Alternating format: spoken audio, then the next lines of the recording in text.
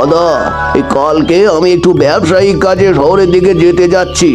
তা তুমি তো বাড়িতেই আছো, একটু খেয়াল রেখো। তুই হঠাৎ করে শহরে যাবি, আগে তো বললি না। ব্যবসার কাজে কখন যাওয়া লাগে সেটা তো আর বলা যায় না। এখন খবর এসেছে, এখন আমাকে যেতেই হবে। আমি আরো ভেবেছিলাম কালকে পুকুর থেকে মাছ ধরবো, তা তুই চলে গেলে মাছ ধরে আর কি হবে? তাহলে তুই আগে ফিরে আয়, তারপরে মাছ ধরবো না হয়। আমি চলে গেলে তাহলে কি হয়েছে? তুমি মাছ ধরবে, তোমরা রাখবে, বাকিটা আমাদের দিয়ে দিও। না, তুই যদি না থাকিস তাহলে মাছ ধরে তো আর শান্তি লাগবে না। দুই ভাই একসাথে থাকলে ভালো লাগতো। তুমি যেহেতু আশা করেছো, এবার মাছটা ধরেই ফেলো। আমার শহর থেকে ফিরতে কিছুদিন দেরি হবে গো দাদা। পরশু দিন গেলে হয় না? একটা দিন থেকে যা, না হলে যদি আগে বলতিস সে তাহলে আজকেই ধরে ফেলতাম।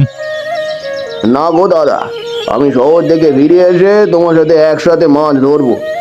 এবার একটু তুমি সব ঠিকঠাক করে নাও। আচ্ছা ঠিক আছে, তবে সাবধানে যাবি, কারোর সাথে কোনো ঝামেলা যেন না হয়, এবং সাবধানে ফিরে আসবি। আমার সাথে কারোর সাথে কখনো ঝামেলা হয় না, তুমি চিন্তা করো না। কবিতা, গিন্নি, কোথায় তোমরা? তাড়াতাড়ি এদিকে আসো, মাছ ধরা শেষ হয়েছে, মাছ নিয়ে এসেছি, তাড়াতাড়ি এদিকে আসো। কি গো, কি হয়েছে? এত চেঁচামেচি করছো কেন? আরে মাছ ধরলাম, তোমরা সেখানে গেলে না। বাড়ির মধ্যে কি করছো দুজন মা মেয়ে মিলে, বুঝি না। আমরা কি মাছ ধরার ওখানে গিয়ে দাঁড়িয়ে থাকতে পারি নাকি? রান্না বান্নার কাজ নেই, সেগুলো করতে হবে না? আরে হয়েছে হয়েছে, মাছ যারা ধরেছে ওরাই এনে এখানে দিয়ে গেছে। তবে ভোরবেলা থেকেই তো মাছ ধরা শুরু হয়েছিল। সকাল সকাল যে মাছগুলো ধরেছে সেগুলো অনেকেই নরম হয়ে গেছে আর কি, দু একটা হয়তো পচেও গেছে। তুমি এক কাজ করো, মাছগুলো ভাগ করে অর্ধেক পরিমাণ দেবেন্দ্রকে দিয়ে আসো। তোমার ছোট ভাই তো বাড়িতে নেই। বাড়িতে নেই তাতে কি হয়েছে, ওর বউ তো আছে, ছেলে তো আছে। অর্ধেক ভাগ করে ওদেরকে দিয়ে আসো। তুমি আবার কোথায় যাচ্ছ? আরে যারা মাছ ধরেছে ওদেরকে টাকা পয়সা পরিশোধ করতে হবে না? বাজারের দিকে যাচ্ছি, সেখানে গিয়ে ওদেরকে কিছু খাওয়াতে হবে, তারপর টাকা পয়সা পরিশোধ করে বাড়িতে আসবো। আচ্ছা ঠিক আছে, তাহলে তুমি যাও, আমরা এদিকটা দেখছি। কোনো গরমিল যেন না হয়, ঠিকঠাকভাবে দেবে, কোনো কথা যেন না হয় পরে। হ্যাঁ, তোমার কি আমাকে দেখে মনে হচ্ছে আমি গড়মিল করি? কি বুঝাতে চাইলে তুমি? এত যেহেতু বলছো, তাহলে তুমিই দিয়ে যাও, আমি পারবো না। আরে না না, আমি তেমন কিছুই বোঝাতে চাইনি, তোমাকে একটু ভালোভাবে বললাম, পরে যেন কোনো সমস্যা না হয়। তুমি ভাগ করে দাও, আমি গেলাম, তোমার সাথে তর্ক করবার সময় নেই। কবিতা, এই বড় ড্রামটা একটু ধর তো মা, ঘরে নিয়ে যাই, তারপর দেখছি। এটা আবার কষ্ট করে ঘরে নিতে হবে? এখানে বসে ভাগ করে দাও না। এখানে বসে কিভাবে ভাগ করব? ঘরে চল, ঘরে গিয়ে ভাগ করে ওদেরটা ওদেরকে দিয়ে আসবি। একটা সহজ কাজকে কিভাবে যে কঠিন করা যায় সেটা তুমি না থাকলে জানতামই না। তোর জানতে হবে না, তুই তাড়াতাড়ি আমার সাথে এটা ধর, আমি একা পারবো না।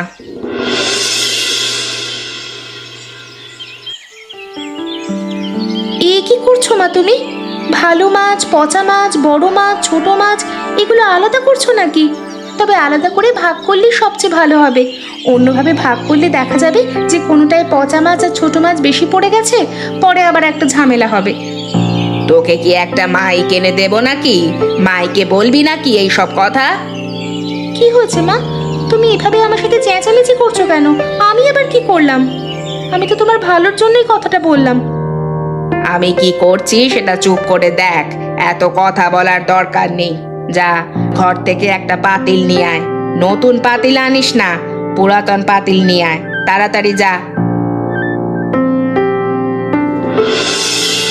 এই নাও মা তোমার পাতিল।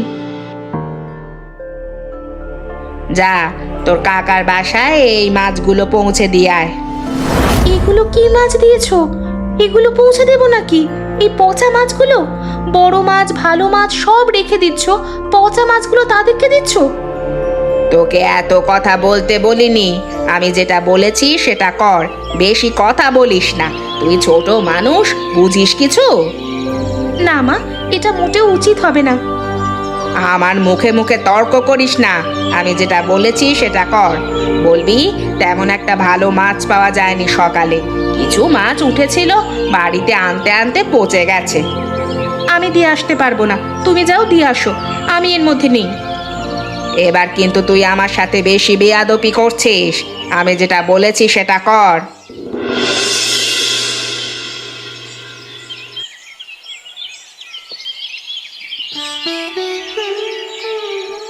কাকিমা, তোমাদের মাছ নিয়ে এসেছি। মাছ রেখে মা পাতিলটা এখনই দিয়ে দিতে বলেছে। আরে পাতিল রেখে দেব না, পাতিল তো অবশ্যই দিয়ে দেব। আয় তুই বস, দাঁড়িয়ে আছিস কেন? না গো কাকিমা, মা এখনই যেতে বলেছে, আমি বসতে পারবো না। তুমি তাড়াতাড়ি একটা পাতিল আনো, মাছগুলো ঢেলে দিয়ে আমি পাতিল নিয়ে চলে যাব। এত তাড়া দেখাচ্ছিস যে? তোদের আর আমাদের বাড়ি কি 1000 মাইল দূরে? দূর না কাকিমা, মাকে তো ভালো করেই চেনো, তাড়াতাড়ি যেতে বলেছে, না গেলে আবার চেঁচামেচি শুরু করবে। আমি তো এখানে রান্না করছি, এখান থেকে তো উঠে যেতে পারছি না। তুই যা, ঘরের মধ্যে পাতিল আছে সেখানে রেখে আয়। কিন্তু কেমন যেন একটা গন্ধ আসছে। দু একটা মাছ পচে গেল নাকি রে? মা বলেছেন মাছগুলো খুবই সকালে ধরেছে, তেমন একটা ভালো মাছ পাইনি। মাছ বাড়িতে আনতে আনতে কিছুটা নরম হয়ে গিয়েছে। তোমাকে তাড়াতাড়ি মাছগুলো কেটে নিতে বলেছে, না হলে কিন্তু নষ্ট হয়ে যাবে।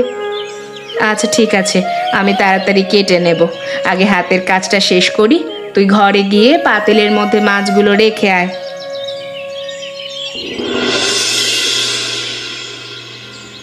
মা, মা কোথায় তুমি? ঘরের মধ্যে কেমন একটা পচা গন্ধে ভরে গেছে। এই ইঁদুর টিঁদুর মরে পচে আছে নাকি কোথাও? হ্যাঁ, এই গন্ধ তো কোনোভাবেই সহ্য করা যাচ্ছে না, একদম বমি এসে পড়ছে। কোথায় তুমি মা? তাড়াতাড়ি এদিকে আসো।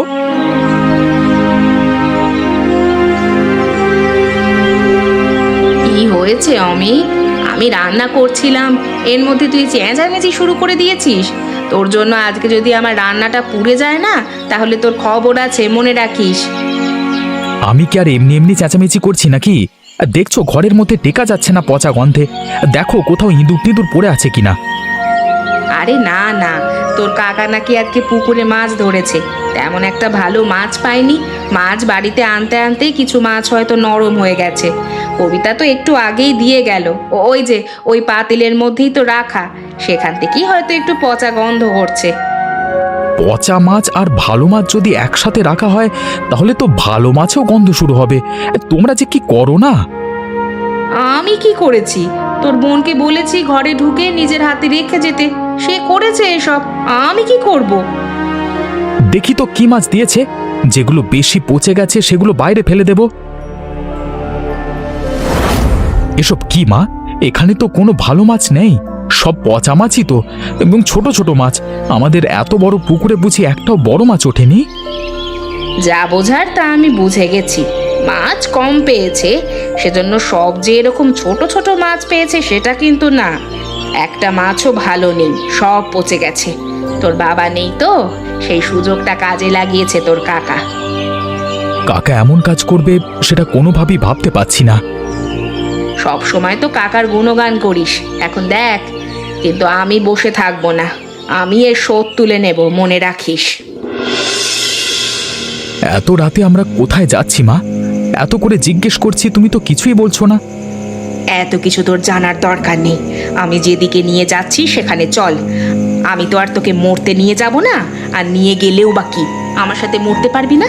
নিজের মায়ের সাথে মরতে যেতে পারবি না? মা, তুমি মাঝে মাঝে এমন রহস্যের কথা বলো যেটা আমি কোনোভাবেই বুঝতে পারি না। কি করতে চাচ্ছ, কোথায় যাচ্ছ এত রাতে, সেটা একটু বলো না। আরে বাবা, তুই এত জোরে জোরে কথা বলছিস কেন? একটু আস্তে করে কথা বল, কেউ শুনে ফেলবে। কেউ শুনলেও বা কি? আমরা কি চুরি করতে যাচ্ছি নাকি? আমরা কি আসলেই চুরি করতে যাচ্ছি কোথাও? আরে না না, আমরা কোথাও চুরি করতে যাচ্ছি না। তুই বাবা একটু আস্তে কথা বল। আচ্ছা ঠিক আছে, আমি ধীরে কথা বলছি। এখন তুমি বলো আমরা কোন দিকে যাচ্ছি, কেন যাচ্ছি, কি করতে যাচ্ছি? গেলেই তো দেখতে পাবি। আগে এত প্রশ্ন করে আমার মাথা ব্যথা করছিস কেন? মা, আমরা এই পুকুরে এখানে কেন এসেছি? এখানে আমাদের কি কাজ এত রাতে? তুমি কি মাছ চুরি করবে নাকি? আমি কিন্তু কোনোভাবেই জলের মধ্যে নামতে পারবো না বলে দিচ্ছি।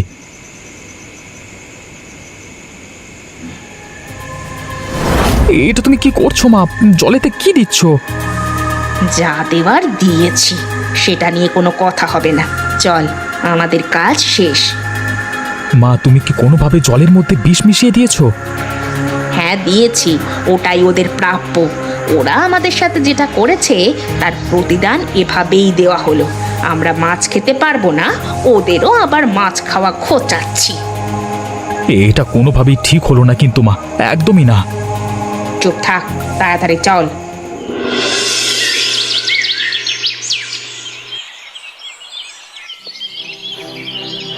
কি করে সমস্ত মাছগুলো মারা গেল কিছুই তো বুঝতে পারলাম না। এক রাতে সব মাছ মরে পচে ভেসে উঠেছে।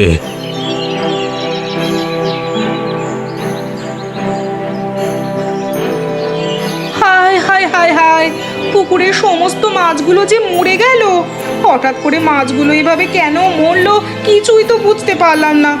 আপনি কিছু বুঝলেন দাদা? আমি নিজেই তো অবাক হয়ে গেলাম, কিছুই বুঝতে পারলাম না। কালকে মাছ ধরলাম, আজকেই দেখি মাছগুলো পচে মরে ভেসে উঠেছে। আমার তো মনে হয় কালকে যে মাছ ধরেছেন না, পানি ঘোলা হয়ে গেছে, অক্সিজেন কম পেয়ে মাছ এভাবে মরে ভেসে উঠেছে। কথাটা তুমি খারাপ বলনি, সেটাও হতে পারে, কিন্তু এর আগেও তো অনেকবার মাছ ধরেছি, এরকমটা তো হয়নি। অনেক সময় দেখা যায় যে পুকুরে মাছ ধরলে জালের সাথে মাছের সংঘর্ষ হয়ে মাছ মারা যায়। সেটাও মাঝে মাঝে হয়, তবে তাতে তো এত মাছ মরে উঠবার কথা নয়। আমার তো মনে হচ্ছে পুকুরে কোনো মাছ জীবিত নেই, সব মাছ মরে ভেসে উঠেছে। এখন আর মাছ খাওয়া হবে না, তার উপরে বিশাল বড় লোকসান। কি আর করার, কপালে না থাকলে কিছুই তো আর করার নেই। মাছ তো আর খাওয়া যাবে না। চল অমিত।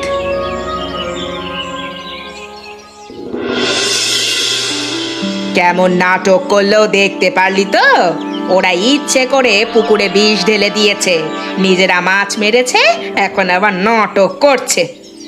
সেটা তো আমরা নিজ চোখে দেখিনি, তাহলে শুধু শুধু কিভাবে তাদেরকে দোষারোপ করব? নিজ চোখে দেখা লাগে না, আমি কথার ধরন শুনেই বুঝে গেছি ওরাই এমনটা করেছে। ওদেরকে আমি কোনোভাবেই ছাড়বো না। কাকিমারা যদি এমনটা করেও থাকে তাও তো তাদের দোষ নেই, আমরাই তো এমনটা শুরু করেছি, তারা তো আর প্রথমে শুরু করেনি। ও আচ্ছা, এখন কাকিমার দলে যাওয়া হচ্ছে তাই না? এত বড় সর্বনাশ করলো, এখনো কাকিমা কাকিমা। আমি মিথ্যে তো কিছু বলছি না, তোমাকে আমি কালকে অমনটা করতে নিষেধ করেছিলাম, তুমি কেন অমন করলে? ওরা ঘরে দুজন মানুষের চাইতে বেশি বাচ্চাদের মতো লাগে। ঘরে কজন থাকে সেটা বড় কথা নয় মা, তুমি পচা মাছগুলো দিলে কেন? আর ওদের ভাগ সমানভাবে দিয়ে দিতে, তারপর ওদেরগুলো ওদের যা ইচ্ছে তা করতো। আমার সাথে লাগতে এসেছে না, এর মজা আমি দেখাবো, দেখিস। নিজেদের মধ্যে ঝগড়া ঝামেলা ঠিক নয়, তুমি একবার করেছো, তারাও একবার করেছে, এখানেই শেষ করো। শুরু করেছি আমি, শেষও করব আমি। এখন কেমন হলো বলো? কালকে তো খুশি হয়েছিলে, শুধু শুধু এমনটা করা মোটেও আমাদের উচিত নয়। আমি কি এমনটা শুরু করেছিলাম? তুই নিজেই তো দেখতে পেয়েছিলি তারা কি মাছ পাঠিয়েছিল। পচা মাছ পাঠিয়েছে, দরকার হলে আমরা নিজেরা মাছ ধরে নিতাম, শুধু শুধু মাছগুলো মারলাম, তারা এসে এখন আবার আমাদের এই ফসলগুলোর এত ক্ষতি করলো।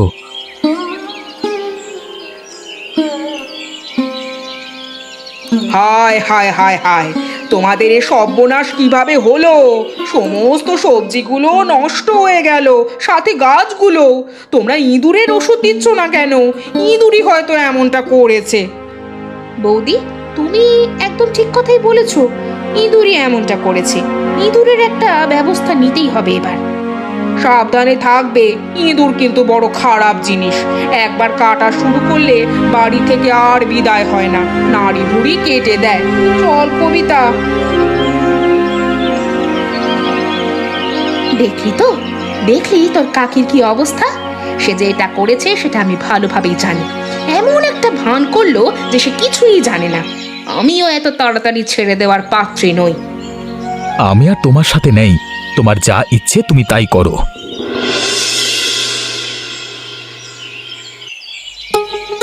আর আমার মা দুজনে মিলে যা শুরু করেছে এটার শেষ টানতে হবে। দিন দিন তাদের প্রতি হিংসা কিন্তু বেড়েই চলেছে। আমি মাকে অনেকভাবেই বারণ করেছি, মা আমার কোনো ধরনের কথা শুনছে না। আজকে আবার কাকিমা আমাদের সবজির ক্ষেত নষ্ট করলো। এখন মাকে তো আমি কোনোভাবেই বোঝাতে পারছি না। এখানে কাকিমার কোনো দোষ নেই, দোষ হলো আমার মায়ের। তখন আমি বললাম মাছ নিয়ে হিংসা করো না, তাদেরকে ভালো মাছ দাও। দিলেন না, তিনি দিলেন পচা মাছ। তারপরেই তো কাকিমা চেতলেন। নিজেদের মধ্যে যদি তারা এমন করে তাহলে কেমন একটা দেখায় না। তারা এটা বোঝার চেষ্টা করছে না, ক্ষতি তো আমাদের হচ্ছে। আমিও তো সেটাই বলছি, মাছ সবগুলো মারা গেল পুকুরে, আমরাই তো আর মাছ খেতে পারবো না এখন। আমি বাবার কাছে বলবো দেবেন্দ্র কাকাকে খবর পাঠাতে, তিনি আসলে একটা দফা রফা করা যাবে। আচ্ছা ঠিক আছে, তুমি তাড়াতাড়ি বলো, আর খেয়াল রাখো তারা যেন নতুন কোনো অঘটন না ঘটায়। আচ্ছা ঠিক আছে, তুইও একটু খেয়াল রাখিস কাকিমার দিকে।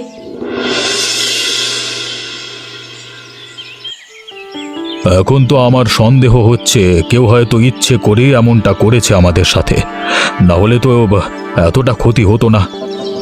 আমিও তো সেটাই বলতে চাচ্ছি, কেউ হয়তো ইচ্ছে করেই করেছে। আমার তো মনে হচ্ছে তোমার ওই ছোট ভাইয়ের বউ এটা করেছে। কি বলছো তুমি? পাগল হয়ে গেছো নাকি? শুধু শুধু সুনিতা এসব কেন করবে? ও হয়তো আমাদের হিংসা করে, সেজন্যই এমনটা করেছে।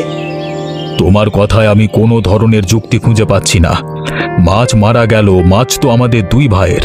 মাছের ক্ষতি হলে তো দুজনেরই লোকসান। তার উপরে গতকাল আবার সুনিতাদের ফসল নষ্ট হয়েছে, সবজির ক্ষেত কেটে ফেলেছে, ওদেরকে ক্ষতি করলো তাহলে? সেটা আমি কিভাবে বলবো? ওদেরকে কে জিজ্ঞেস করো। আরে তুমি রেগে যাচ্ছ কেন? আমি বললাম কি আর তুমি ভাবছো কি? তুমি যেটা ভাবছো সেটা ভুল। দেবেন্দ্রকে খবর পাঠিয়েছি, দেবেন্দ্র আসুক, তারপর দেখি কি করা যায়। দাদা, এই বাড়িতে কি হয়েছে? আমি খবর পাওয়া মাত্র দ্রুত চলে আসলাম। কার এত বড় সাহস আমাদের ক্ষতি করার চেষ্টা করছে? শান্ত হ, তুই বাড়ির দিকে চল। হেঁটে হেঁটে যেতে যেতে তোকে সবটা বলছি।